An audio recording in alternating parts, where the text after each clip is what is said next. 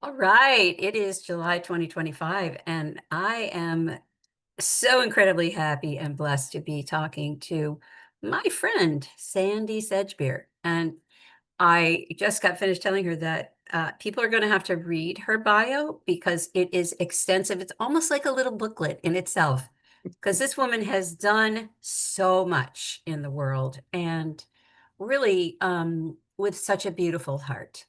So we're going to just dive into asking her all about herself right now.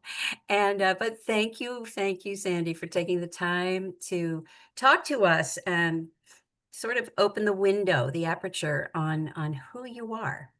I really appreciate it. Yeah, if I know.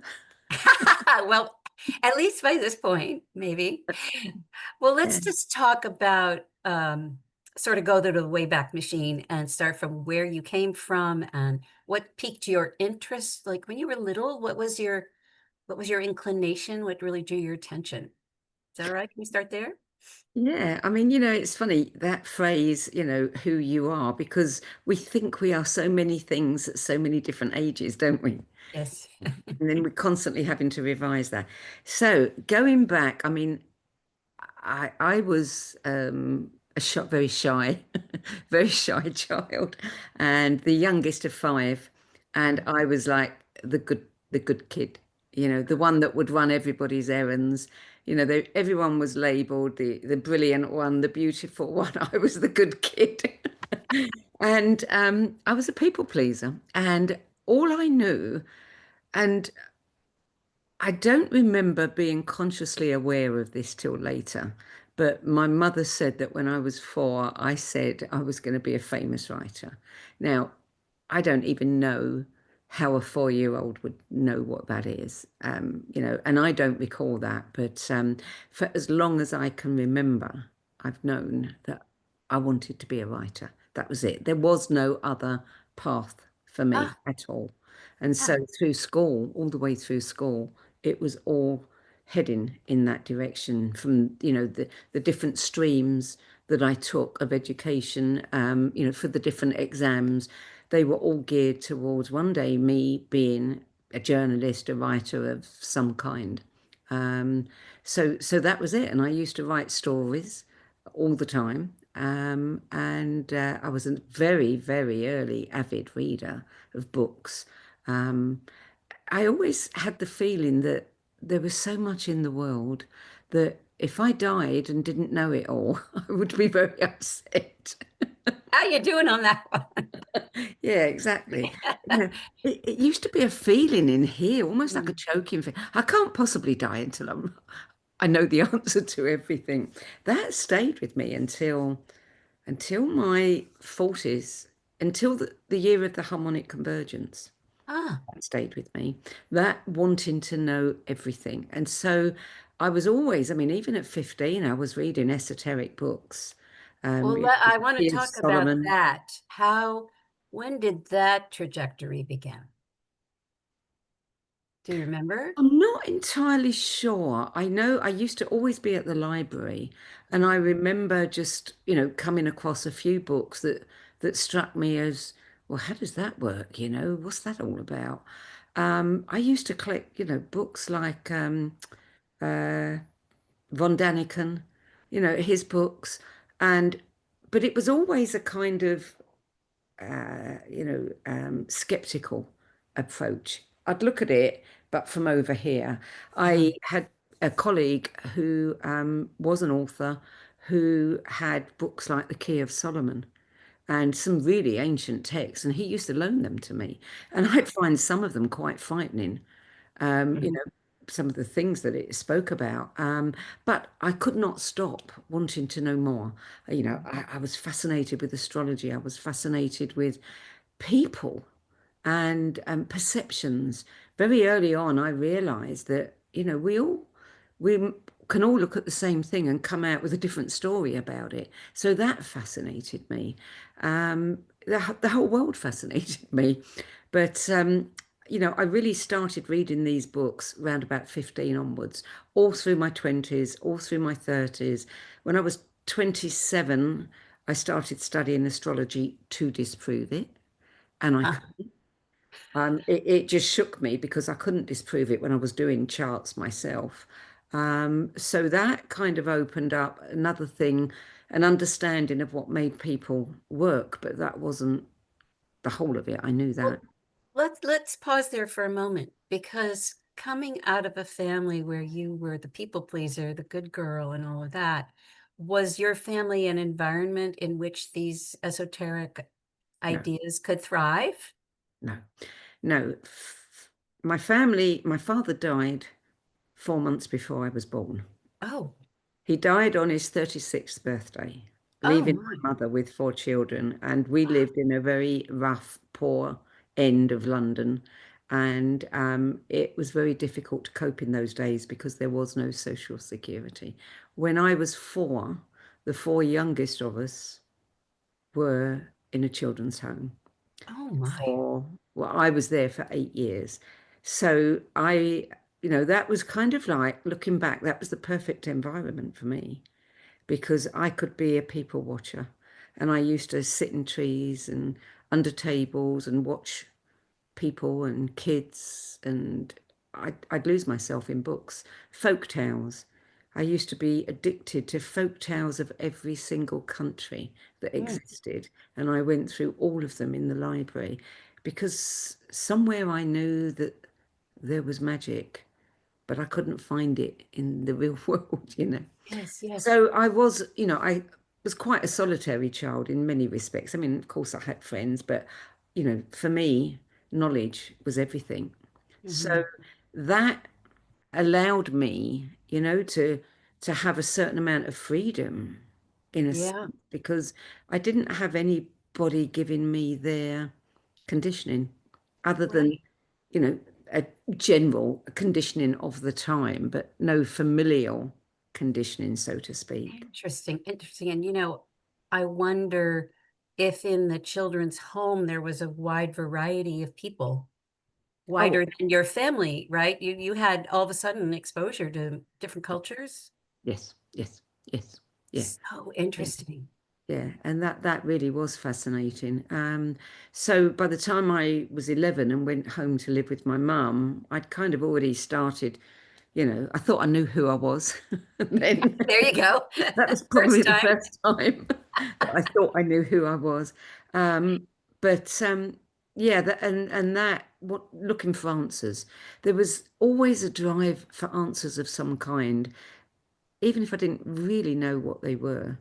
But when the harmonic convergence came, something happened to me in that year Mhm. that, and I can't explain what or when, but suddenly I realized that I hadn't been looking for answers. I've been trying to remember something. Ah, And so suddenly all of this stuff that was, well, I might believe in that, or I could believe in that, but then maybe not. Everything kind of crystallized into, I believe this stuff. I know this stuff. wow. Yeah. And I was well into my 40s at that point. But yes, I became a journalist. I became an author. I did all of Okay, those slow down, things. slow down. So let's go back. So you're going through university. You didn't do university. No, in those days in England, the poor folk didn't have access to it. It's So very unusual. okay, so you went through what we call high school. I went through school and I stayed on an extra year and I still left at 16. Well, Kids I could I leave at was going to 15 point then. out that you were probably way ahead of your class. A Well, little smart girl you were and are. working class kids, you left at 15 and you went to work. And I stayed on to take particular exams that would give me shorthand and typing and other things Ah, for a journalistic career, and left at 16 and went straight to work for a magazine. But I oh, worked for the magazine in like the lowest department possible, nowhere near writing, right. nowhere near that. But I managed to move around in the publishing industry and move into editorial and, create the career that I wanted. And in that time, did you have a focus that you sort of your dream job would be to write about this topic or that topic? Was it politics? Was it culture? What? No, in the beginning it was it was all about I'm going to write and I'm going to be famous. Oh, okay. So I was writing for teenage magazines. I Mm, would do showbiz interviews, rock stars and actors on TV. I'd do a lot of that. I'd write freelance for newspapers and women magazines on different topics. My interests were health, natural health, more than anything. mm, But no, I still, it was all about me. mm. It was all about me being famous. So interesting. And, it seems like, y- oh, this, you know, uh, I had an astrologer at one point who wonderful guy, and he pulled from all these different schools of astrology, so it was like a 3 to 4 hour session when you had it, and he did numerology, and he did tarot, and he pulled everything in so that there was such a theme, a strong theme to the reading from all the different angles that you just couldn't deny it, like, you had to take the Yeah. information at full value. Well, one of the things he he brought in had to do with an equation that looks like yeah, an equation. There's a number on the top and a line and a number on the bottom. And he said, some people come in and the numbers are the same on the top and the bottom. And those are the people, kind of like you, who say that know what they're going to do from the time they arrive. And that's what they do their entire lives. Some people come in and the numbers are different. And for those people, somewhere in midlife, they change course. So the number on the top represents your first part of life, and the number on the bottom is the second trajectory. Mine, I had two different numbers, but you, I suspect, have the same number from the whole thing. I mean, you just knew what you wanted to do, and that's what you have done. And it seems to me this background of being in the children's home made you a citizen of the world in a sense at such a young age. It gave you a perspective, such a wide perspective, Mm. that you were just wired, to take in the culture in whatever shape or form. So I'm finding this so amazing.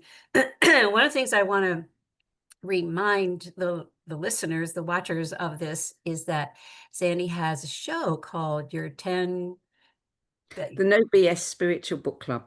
the Mm. No BS Spiritual Book Club, and you're as as a person on that show, you're supposed to give her 10 of your most influential books. And of course, I gave her way more than that. But um, so at this point in time where we're kind of pausing in your, let's just pause up till about 30.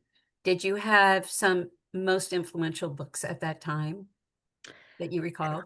I had a library at that time of all of the books like Van von Daniken, Mhm. a lot of classics from the 80s, Mm. 70s and 80s that were coming out at that time.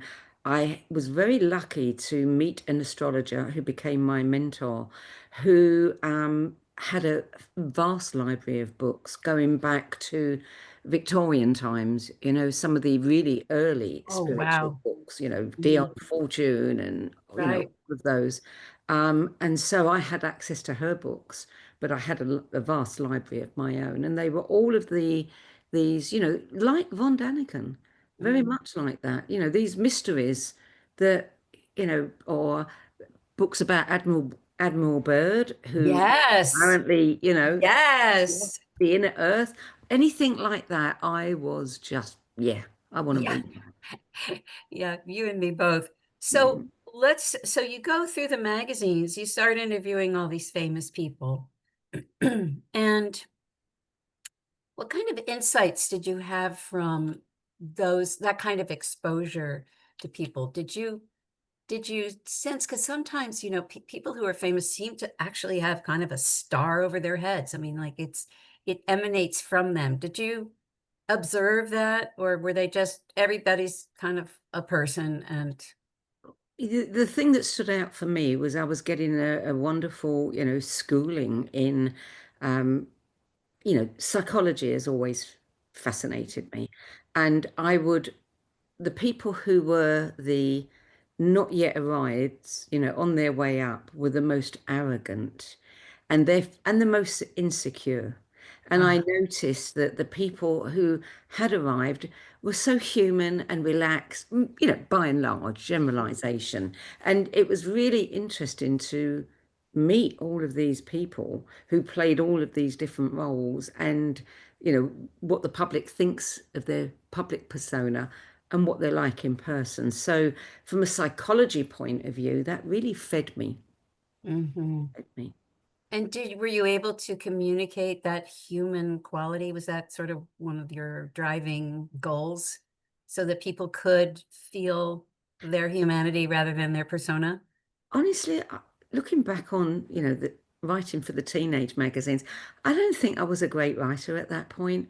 I'd put in a few observations, but mainly it would be answers to questions. I didn't really think about digging too deep into the Mhm. persona. Um, Later on, I turned my attention to a lot of natural health, things like some of the emerging things like aromatherapy, reflexology, covering subjects like that, which weren't so much people led, you know. Let's talk about that because are we talking in the 70s, We're 80s? talking we're talking in the late 70s and Mhm. 80s. Because it was really still considered pretty fringy. Oh, very, very. And so who were you writing I mean, you were anybody who was doing that kind of writing at that time was it was a pioneer opening the door for so many millions of people to start considering such a thing. So who were you writing for? Were you freelance or how did that happen? I was writing for, interestingly enough, at that point, I was writing for the older generation. I was writing for, women's magazines, women who were on the verge of retirement, 50 plus. They were the ones that were more open to it.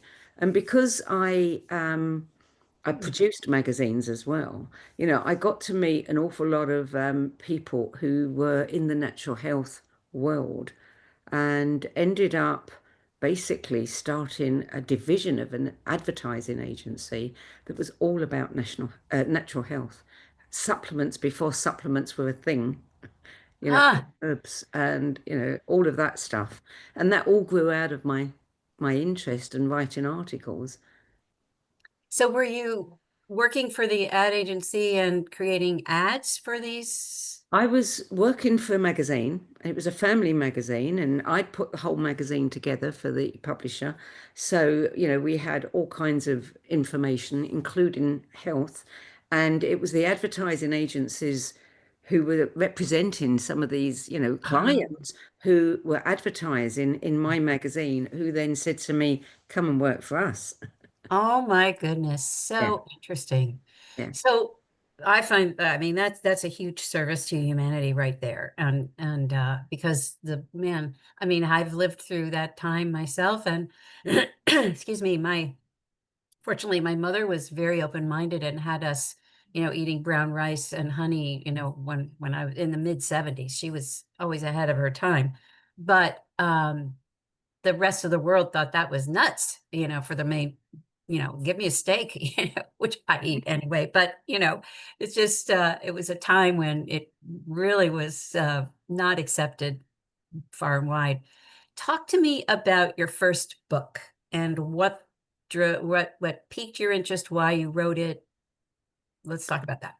Well, along with health, I was also very interested in dieting because I had a number of questions in my mind. I'd seen people who had a weight problem, who didn't fit the mold.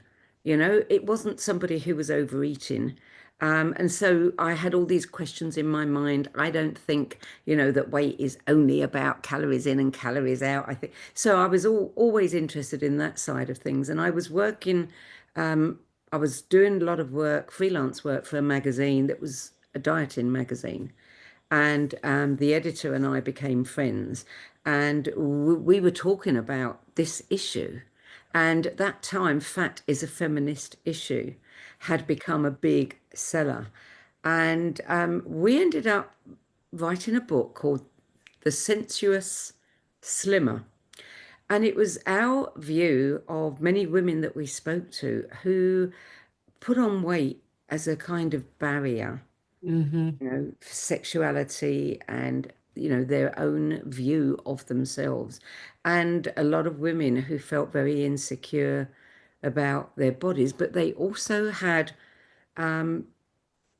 healthy appetites for sex, but they didn't feel that it was Ah, okay to express that. So we wrote this book about the sensuous slimmer and looking at it from that angle.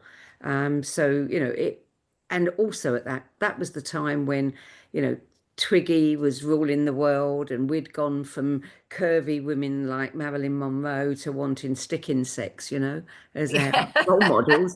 And so we were looking at it from that point of view and say, hey, everybody, don't overlook women who've got a bit of weight. Often, they're women, they're real women, in every sense of the word. So that was a bit of a game changer because it led to a lot of TV, a lot of interviews, radio shows on being interviewed, led to my next books as well.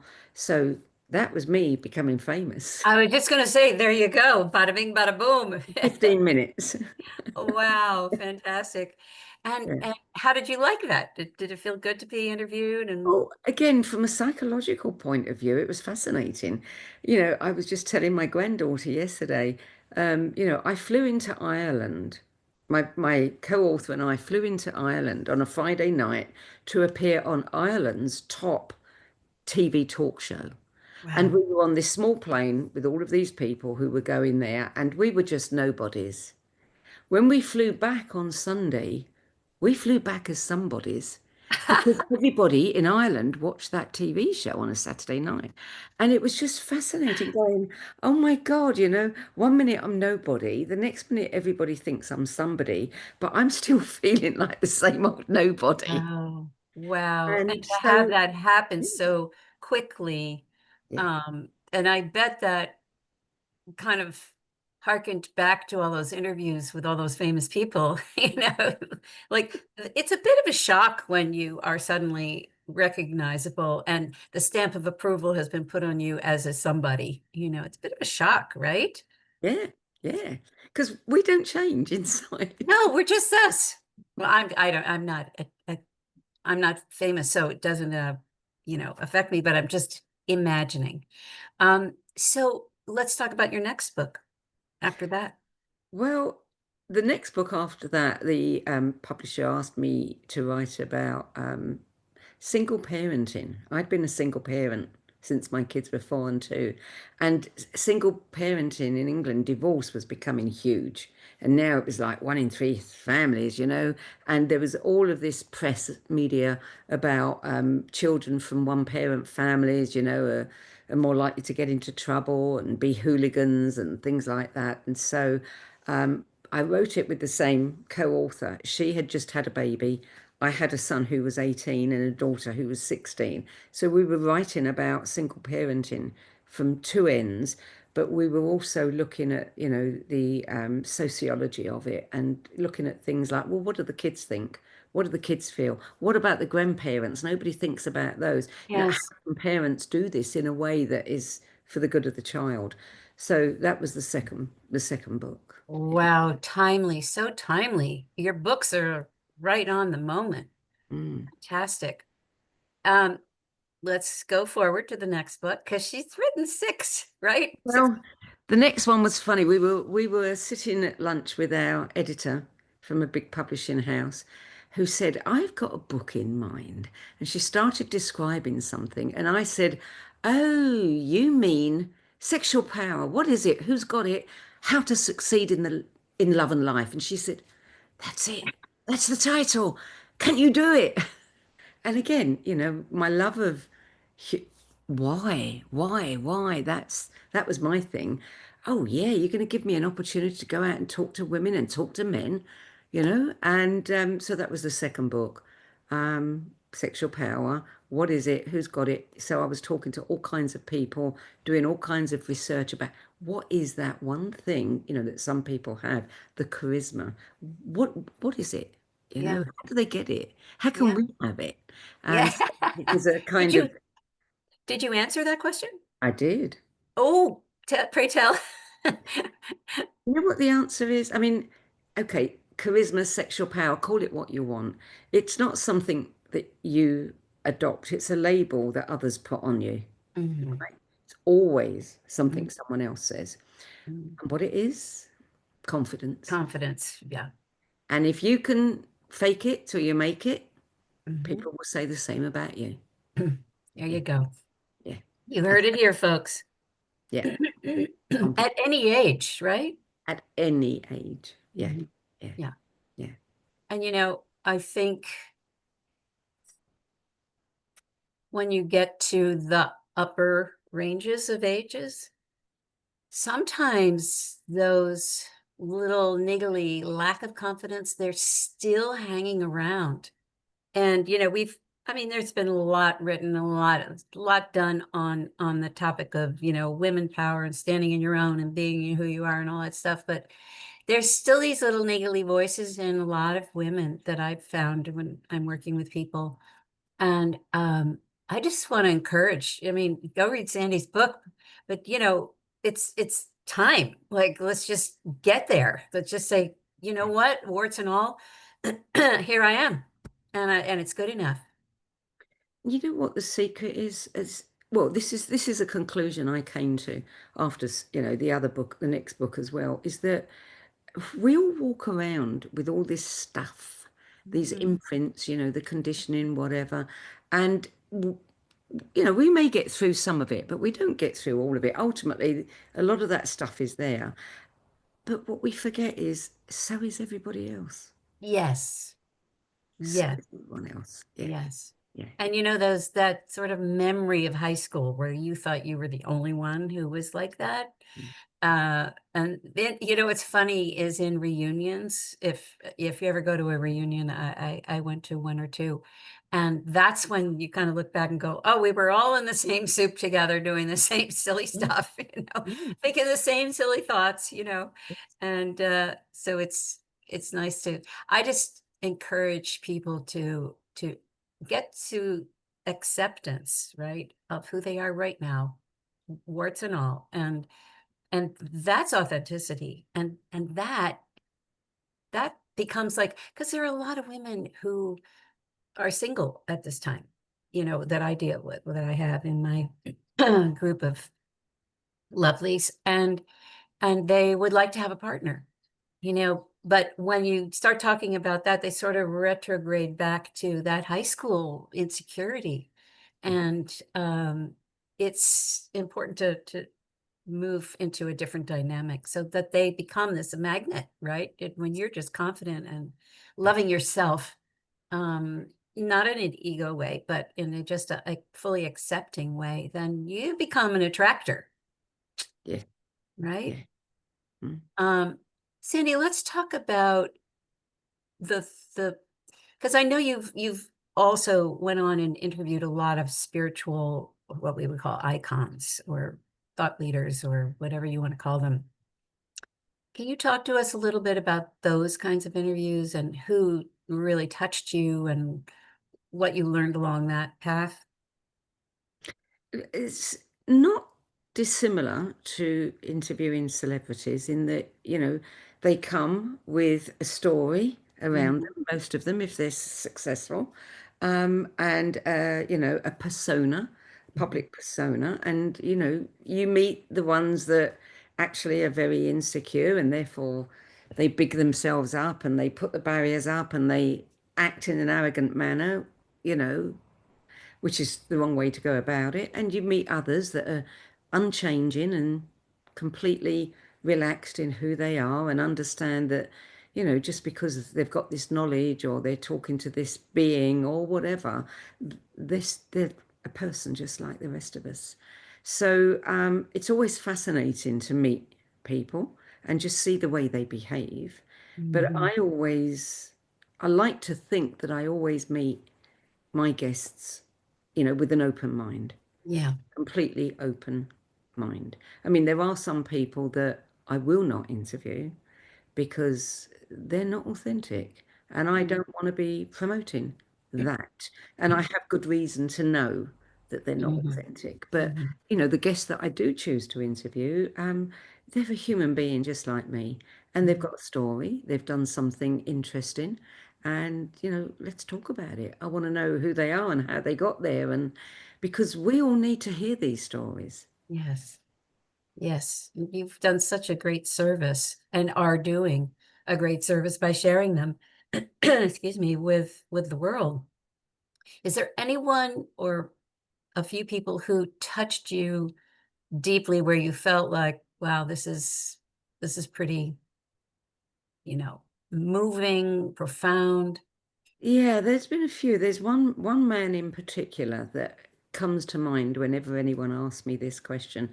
And I don't know if you've heard of him, but his name is Christopher Beisch, and Oh, he wrote a yes. book called LSD and the Mind of the Universe. Yes. A friend mentioned this book to me, and I unusually decided to listen to it on Audible. Mhm. Normally, I would read a book if I'm thinking that I might want to interview someone. And I was just blown away by his story. And I contacted him and said, I'd like to interview you. And he said, Oh, I don't know. He said, I've had so many interviews and they all want to skate over this bit and they don't really want to go into the deeper parts of it. And I said, Well, will you have an off camera chat with me? Because I do want to go deep, but you need to film me and we need to have a chat and you decide. And we did. And meeting this man was such an experience because I think he's the first person I ever met where I could not detect a trace of ego. Wow. He was so humble.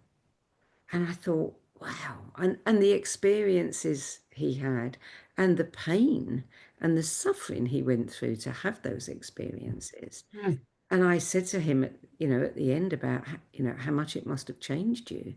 And, you know, he was so humble. He was saying, well, you know, no, I don't think, you know, that, I mean, he couldn't accept that he had become this person who was, you know, had so much humility. mm. You know, he was still locked into that I'm not good enough kind of, you know, Oh, right.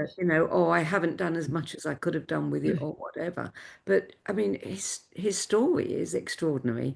I've since interviewed him several times, and he is the same sweet soul, humble soul, who went through an incredible experience, what I describe as beyond the beyond. Can you And share with us what that is? well, he was a professor of religious philosophy at Youngstown University in Ohio. And for 20 years, unbeknown to anybody other than his wife, who was a psychologist, he would have, and it wasn't regular, but over that period of 20 years, he had something like 70 plus sessions with LSD, very carefully calculated doses, all put together with using Stanislav Grof's recommendations. And his wife documented everything that he said in those experiences and everything that he experienced. And he did it to study his own consciousness, Mm, but it ended up being a study of consciousness. mm. He got to a point on that journey. I mean, he had several journeys. I mean, every single journey was painful because he would purge. And I said, why would you put yourself through that? Mhm, And he said, because after the purging was when he got, you know, mhm, and he stopped doing it because he had been with the beloved, he called it. And mm. he said the pain of leaving and coming back Ah, was so great that he had to stop. ah, He knew that he would be with the beloved again at some point. And, you know, I'm just in awe of somebody like that. But the experiences he had, I think, stripped him down completely.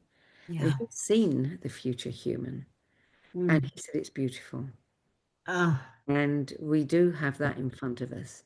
Can't say when, but I mean, it's just the most extraordinary story I've ever, and I prepare a list of questions and then I just sit there, just, just in awe of this man because,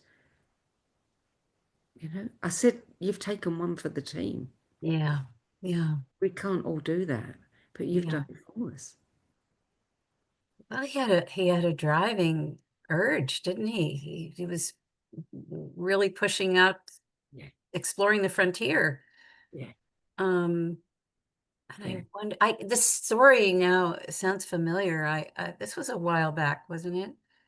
Mm. It's about, I don't know, 5 years or more that he published the book. He didn't even publish the book until 20 years later, and he waited till he retired.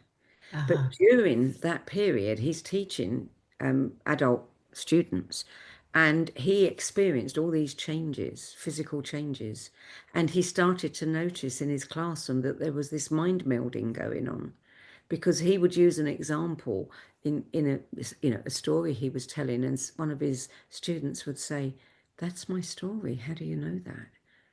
And they were, things were happening. His So conscious and their as he was consciousness. exploring, he was expanding his consciousness so he could tap into the field on a more regular basis. And they were changing too, Oh, because, of course. people who were in bad relationships or, had a bit of an addiction, they started changing. Wow. Well, so, I mean, just extraordinary. Wow. That's so beautiful.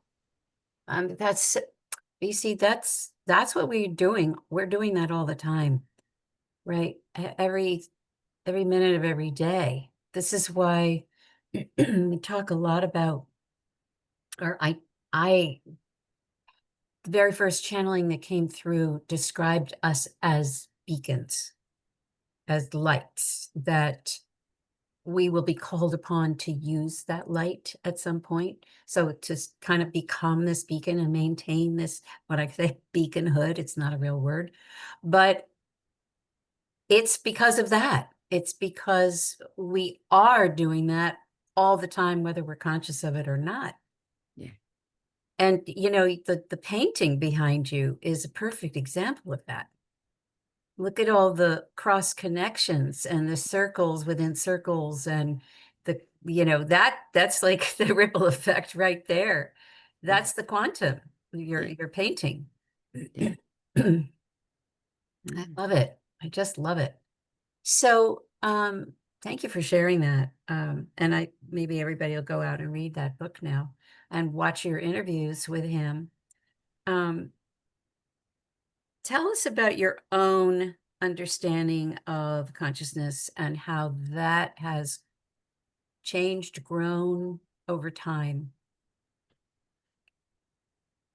My understanding, I stopped saying I believe a long Mhm, time ago, just before I left England to come to America, which is when I really dived into everything in 1998.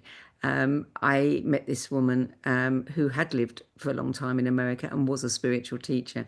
And she gave me a book of hers, and it was all about beliefs. And she said she didn't believe anything. And I said, that's impossible. You've got to believe something. And I couldn't get my head around it. But I understand now that, we have a belief system, and that's our belief system at that moment. mhm, That's all it can ever be because we don't know for sure. But mhm, my understanding now, and it's just that, and my mind is always open to mhm, changing that and expanding that, is that, consciousness, as Jude Coeven says, is not what we have, it's what we are, mhm, and that everything is consciousness. mhm, Every single thing is consciousness. And this is how we explain telepathy. This is how we explain channeling. This is how we explain all of it. And once we accept that as a possibility, then we can't really go back, No. and not, acknowledge. We may not always act like we're all one because we're human, but we have to acknowledge that that's the bottom line. We all Yeah. one. Yeah. Yeah. And I am you and you are me, and you're having a particular experience that I don't have time to have. And I'm having one that you don't have time to have. But when we share our stories, we all get to participate in all of those experiences. Exactly. Exactly. Beautiful. And I love what you said about, she said, I don't believe anything. But really what she was also saying is I have a knowing. I have gnosis, right? Yeah. And that's uh, I think that's the leap from the head to the heart that Buddha talked about, the longest walk, is to Yeah. get from the believing to the knowing. I think that's what I was doing when I was reading all those books. I knew Yeah. something, but I didn't know that I knew it. And I was Hmm. trying to get it out. And Hmm. once that feeling of choking and got to know everything left me Hmm. that year. And it Hmm. was okay. That's okay because, I don't need to know it all because it's all okay. Hmm. Wow, so beautiful. So beautiful. So what's got you intrigued now besides you've got two shows, right? Three Two or shows. more? Three Three shows. shows. Okay. You're a busy lady. I think what I love more than anything is talking to people and hearing their stories. I Mhm. just think that is the best job in the world, to be able to listen. There's so many of us, and we're all having the same emotions Mhm. through our experiences, but we're all having different experiences. Mhm. And I just find the endless creativity of it, just mind blowing. I love that, and I love shifting people's perceptions. That I consider to be a role that suits me and that I've taken on is, hey, here's something, have a look at this and see, hey, you know, Mhm. how Mhm. it changes what you think. And that's behind all my shows. That's my Mhm. intention, is to shift Mhm. perceptions and open people's minds to something more. Mhm. I'm not going to tell them what to believe. I just want them to look at more. Yes, yes. Um, the other, so I love doing my shows more than anything. I really do. And the other thing that is really intriguing me right now is, for so many years I've been asked to do a writing course for people. Oh, And I've said no because, there's so many great writers out there doing courses. What have I got to offer? You know, only a lifetime of But of expertise. Something happened in December when a friend for, the umpteenth time said, you really should do it. And I sat down and I thought about it. And I thought, I only want to do a writing course if it's a bit different. It's got to have a lot of depth to it. It's, grammar, structure, you know, I don't care about that. It's important, but there's more to it than that. And also I meet a lot of people who want to write who are afraid to write. And I thought, it's the course for the people before they write. Aha. That's what I want to do. And the more I opened myself up to the possibility, of course, the download came in. And I started this course in February called Awaken Your Inner Storyteller. And it's designed to help people go within with all these writing prompts that they do these essays, and they uncover all of this stuff that they didn't know was.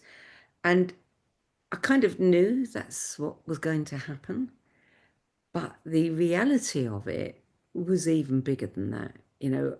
People were telling me, oh my God, you know, I've learned so much about myself. I've got answers to questions that I've always, all these patterns and belief systems and things. And I know now it's not me, it's blah, blah, blah.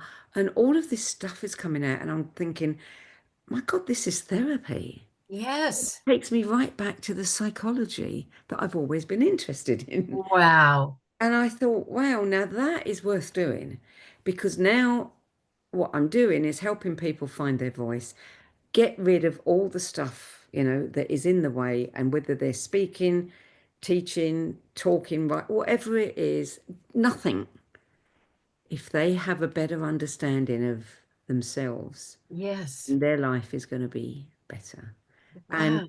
we're just on the second series of it, with a new bunch of people. And again, just watching these people turn, it's like it's like watching, caterpillars become butterflies, because Yes. suddenly it's, oh my God, I can do this.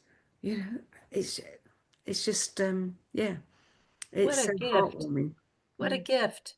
And so will you continue to do this? Yes, I'm going to continue to do these courses, Mhm, and then I'm going to also do a follow-up for it, so mhm, that people who have really enjoyed having these writing prompts mhm, and being able to go within, whether mhm, they're going to use it for writing or not, can continue to have mhm, that on a regular basis. Because mhm, I think there's a therapy there that a lot of people would not do mhm. in, traditional therapy. But Right. this is a nice, easy way for them to do Mhm. self-inquiry. Yeah. Safe environment. Safe. And I would think, I don't know how big your classes are, but I would think the container of the group would become very close. Yeah. They're small. We don't, I don't want to do more than 12 It's people, because perfect. I want it to be very personal, and I want them to become a group as Exactly. well. Yeah. Exactly. So Mhm. you do this online. I would, yeah. Yeah, Mhm. it's easy to do online. Yeah. Yeah. Oh, wow, that sounds amazing. Mm. Well, I want people to, I'll give them your website and all of that so they'll get on your mailing list. And so the next time you offer it, Mm. they'll be There's able one to. other thing that's exciting me, and it's only just been released. Oh, And I tell us. may have told you this when we met in Asheville, because I've only been telling a small number of people, but it was announced in my last newsletter that the No BS Spiritual Book Club, we're now getting ready to take it into people's homes, so that people can start their own No BS Spiritual Book Club, find their tribe in their locality, join an OBS book club, lead an OBS book club. We help them by giving them all the best books, the most recommended books to read at this stage of your journey, and the next stage, and the next stage, because people are waking up. They don't know where to go. They don't know what books to read. They don't know who they can talk to. And I want to create community. You Oh my God. know, I am covered with chills. Covered. This is so fantastic. Oh, I just love it. So they would sign up to create we their own. haven't, we're just rebuilding our website so that Okay. we can, not only make it a lot easier for people coming to it to learn about what books are recommended, they can find those books much easier, but also to be able to do this kind of other side of it, where people who want to be leaders and start a group, whether they're coaches, whether they've got a wellness center, whether they're just, your average person who would like to meet other like-minded people and read and discuss these kinds of books. We're looking for leaders, and we will help them find the people in their town, village, wherever, and help them start their own groups. I mean, it's very grassroots. It's not fancy. It's as simple as, the old Tupperware parties. You do this on a regular basis, and you have your little group that comes to you. We show you, talk, give you everything you need really to run the group, the books, the feedback forms, the discussions, and you just create your own tribe in your Oh, area, and we'll just help you do it. Then ultimately, when it grows, we will bring people like you on and say, everybody, come and listen to you talking about, they've just read your book because it's been recommended, and they can come and ask you questions. Oh, wow. Fun, so wonderful. I Yeah. love it. And that will, I think, especially as, we get older to have something exciting like that and to build community, which is so important. Um, like I am new in this town, in this whole area. I really don't know anybody. So, uh, I might go ahead and start my own. Absolutely. as a Absolutely. way to meet people and start the conversation. And the first book they should read should be yours. Well, I Then don't they know. get insight into you. You don't have Well, to then I tell them don't how know that I to. would, that would feel, I don't know. We might have to wait a while till we do my book, but certainly I would take your recommendations on what to read. I mean, of course, I have my own library that is pretty full, as as you know. Yeah. But I would love that. I just think that's incredible. Yeah. All right. Well, and so people just would sign up somehow. They would let you know that they want. Yeah, I mean, I've said to my own, people who sign up for my newsletter, the No BS newsletter, there's an email address that I've given out, which is literally part of my name, Sandie Sedge, Mm, SANDIESEDG at yahoo.com. okay. And people can just write there and say, I'm really interested in joining. Let me know as soon as you're up and running. And we keep a list of them and we'll keep them informed. Because the Okay. new website won't be ready for at least another couple of months. Okay. Okay. Fantastic. Wow. Ah, what's so beautiful about that is that it's not that hard to continue to serve humanity. I mean, we're serving humanity when we gather in a group and we talk about something that's of a higher order. Boom. Just that's not hard, No, it's, and you're really encouraging it and making it so easy for people to do it. And maybe people, and what's kind of cracked me up at the very beginning of this, you said, "Oh, it's a very shy person." Yeah, okay. still am, but people don't believe it. Well, what I am, the reason I'm bringing it up is that even someone who's shy can do this, Yes. you Yeah. know, comfortably. Yeah. So Yeah. you've made it Absolutely. easy for enough for even the shyest person. Yeah. So thank you. Sandie, I think you're just a gem. I am so happy we met, and I hope we continue our conversations in one shape, way or another. And Absolutely. I'm excited about all the things coming down the pike. And I really encourage everybody to check Sandie. I'm going to put the website and all the things in the comments, but really investigate her books, her podcasts, and everything she's about, because she's, speaking of the real deal. That's you, baby. You are the real deal. And I just add for your viewers that today we're screening or broadcasting your interview on Between Realms and Reason.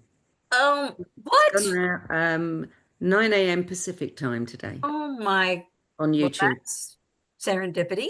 I Because should have sent you the link. we changed this date for our interview a couple of times, You did. and that's just funny. And it is because, I've moved you around the calendar as well a few times. Think I've got to get, and I didn't even think that these days matched. I just said to Carol, who works with me, we've got to get Hope's interview out. I think we'll put it there. Go figure. Thank you, universe, for steering us. That's Yeah. perfect. I'll send you a link to it. All right, fantastic. Thank you. Sandie, thank you so much. It's been such a pleasure. And we'll see what's next. And I'm sure people will have some comments and questions, and I encourage them to put it into the YouTube comments and check it out when you get the link, so that if you want to respond, you can. All right. Well, Thank you, Hope. And thanks that's for it for doing what you do. now. Big, big, big hug and much love to you. And I can't wait till the next one.